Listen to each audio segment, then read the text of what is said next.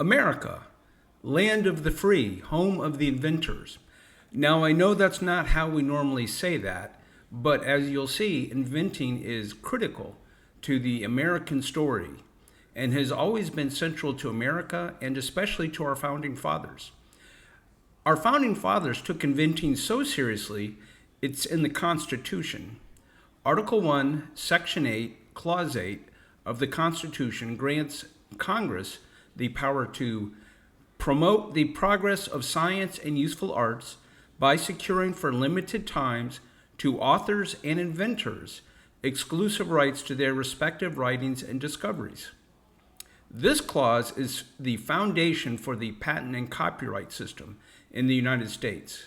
It recognizes the importance of protecting intellectual property to encourage innovation and creativity. Now, the first founding father I want to talk about is Benjamin Franklin. Benjamin Franklin is often erroneously credited with discovering electricity. That's not true. He didn't discover electricity. However, he was keenly interested in science and made many important contributions to the science of electricity as well as other scientific disciplines. Now, he was also an inventor, and his inventing career started at the young age of 11 when he invented swim fins. All right, now let's think about that for a second. At the age of 11, Benjamin Franklin invented swim fins. Now, his swim fins were for the hands. He tried both for the hands and the feet, and he felt the hands worked better. But it's still an important invention. And that really does make Benjamin Franklin the Jimmy Neutron of the 18th century.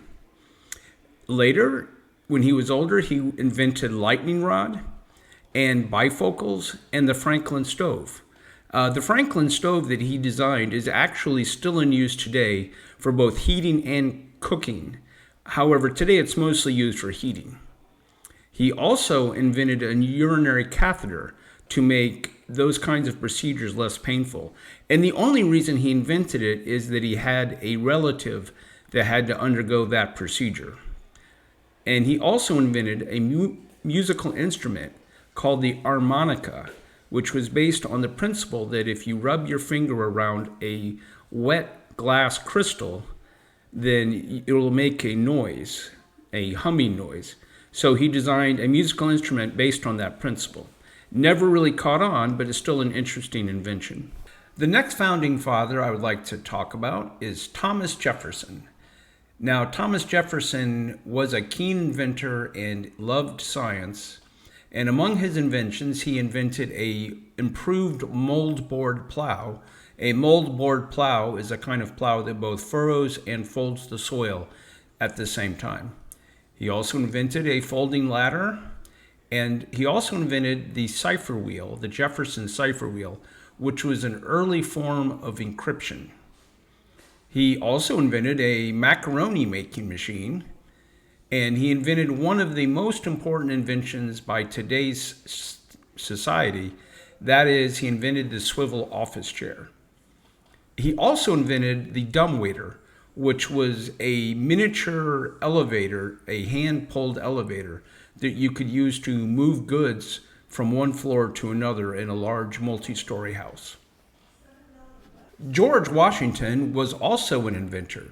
He invented the 18-sided threshing barn, which was a specially designed barn that allowed horses to be used to do the threshing that people used to do. Now, Thomas Paine was also an inventor. He is credited with inventing a certain design of iron bridge called the Sunderland Bridge. And to round out the 18th century, in 1790, the first patent was issued by the United States and was signed by President Washington. And in 1994, Eli Whitney was awarded the patent for the cotton gin.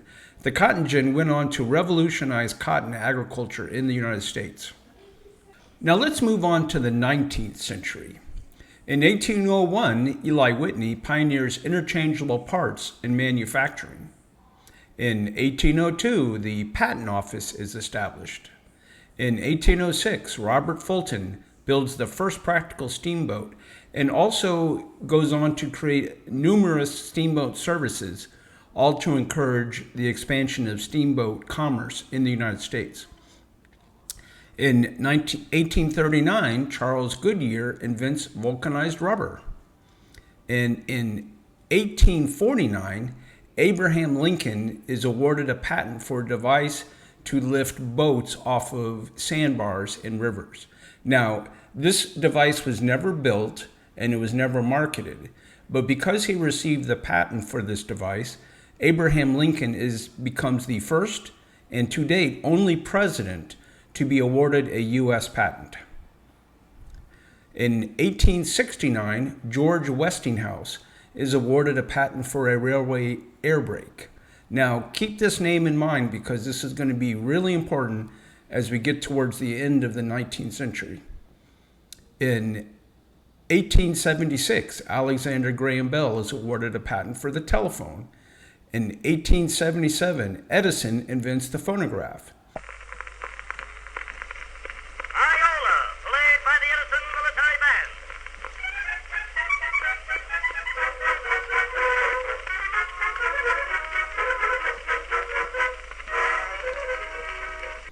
In 1879, Edison invents the first practical light bulb. And in 1882, Edison creates the first commercial power station. Now, this sets off the War of the Currents. Now, the War of the Currents is often depicted as a battle between Tesla and Edison, but nothing could be further from the truth. The battle was actually between Westinghouse and Edison, where Westinghouse was proposing a system of AC generators to power America, and Edison was fixated on using direct current generators. Now, ultimately, AC won this battle and resulted in Edison being forced out of his own company. Tesla did play a part. He did work briefly for Edison, and he did sell some of his patents to Westinghouse. But the real battle was between Edison and Westinghouse. Now, that's a really interesting subject that would warrant a video all on its own. Now, let's move on to the 20th century. In 1901, Willis Carrier builds the most important invention as far as floridias are concerned. He invented the modern air conditioner. In 1903, Wilbur and Orville Wright fly the Wright Flyer. In 1913, Henry Ford introduced the moving assembly line and thus creates the automobile industry. In 1925, George Washington Carver is awarded the first of 3 patents.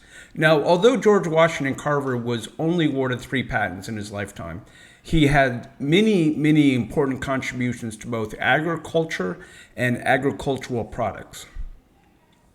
In 1963, the basic computer language is created by John Kemeny and Thomas Kurtz.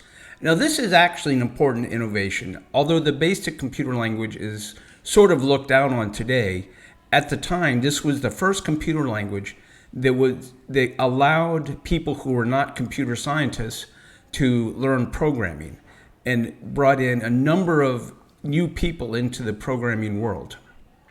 In 1969, Neil Armstrong and Buzz Aldrin land on the moon. And in 1971, John Blankenbaker creates the first commercially available personal computer.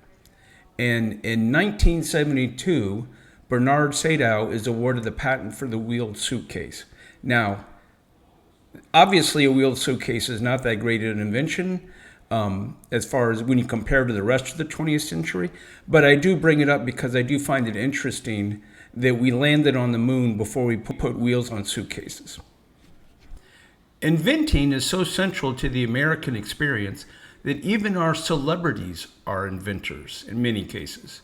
In 1942, author Robert Heinlein, the author of Starship Troopers, described the waterbed in his novel Beyond This Horizon and is essentially the inventor of the waterbed. In 1942, actress Hedy Lamarr, not to be confused with Blazing Saddles character Hedley Lamarr. Hedley Lamarr! To Hedley Lamarr! That's Hedley! Hedley! and patented the first example of frequency hopping. Now, her invention was intended for the Navy to allow torpedoes to avoid being jammed by the Nazis. Now, the Department of Defense never used her design because they felt it was too large to fit into a torpedo tube. But the frequency hopping idea has been used ever since and is still in use today in many communications devices. In 1963, actor and ventriloquist Paul Winchell was awarded a patent for the first artificial heart. He co-invented this with Dr. Heimlich. Yes, that Dr. Heimlich. And he eventually was awarded more than 30 patents for inventions in the medical and other fields. A number of other celebrities were awarded patents over the years, including Marlon Brando, Gary Berghoff, also known as Radar from MASH, Harry Connick Jr., Jamie Lee Curtis, Walt Disney, Harry Houdini, Howard Hughes, Jamie Heineman from Mythbusters, Michael Jackson, Penn Jillette from Penn and Teller, boxer Jack Johnson, Danny Kaye, Zeppo Marx, Steve McQueen, Julie Newmar, Prince, Steven Spielberg, Mark Twain, Eddie Van Halen, and Lawrence Welk. Another way to measure the inventiveness of a country is by the industries it creates. America has invented the petroleum refining industry, the automobile industry, the electrical power industry, the telecommunications industry, the movie industry, the television industry, the mobile telephony industry, the aerospace industry, the personal computer industry, the video game industry, and most recently the commercial space industry with SpaceX and Starlink. And who knows what else is going to come in the commercial space industry. Now, none of this is to say that there aren't inventions happening all over the globe and have been forever. However, America seems to be a uniquely special place for inventing. Now, there's a number of theories for that. Some people theorize it's historical. Some people theorize it's our culture.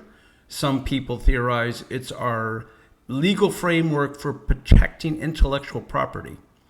Personally, I have a theory that it's because Americans are just plain stubborn. We refuse to believe that there's not a better way, and we won't quit until we find it.